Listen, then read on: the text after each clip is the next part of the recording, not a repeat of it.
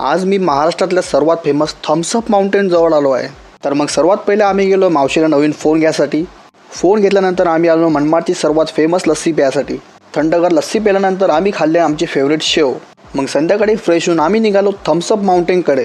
रस्त्याने जाताना एकदम सुंदर नजारे दिसत होते. मधातच रेल्वे गेट बंद होतं, म्हणून मग मी रेल्वेचा आणि मागच्या पहाडाचा एकदम मस्त व्हिडिओ काढला. मग थोड्याच वेळात आम्ही त्या पहाडाजवळ येऊन पोचतो. जसं आम्ही त्या माउंटेन जवळ येऊन पोचतो तर आम्ही पाहिलं की सर्वीकडे धुकं पसरलेलं होतं आणि थोडा थोडा पाऊस पण चालू होता. म्हणजे वातावरण एकदम बेस्ट. आणि आजूबाजूला पाहिलं तर एकदम सुंदर पहाड दिसत होते, म्हणून हा नजारा अजूनच खास वाटत होता. या पहाडाचा आकार एकदम अंगठ्यासारखा दिसतो, म्हणून याला थम्सअप माउंटेन किंवा हडबीची शेंडी म्हणतात.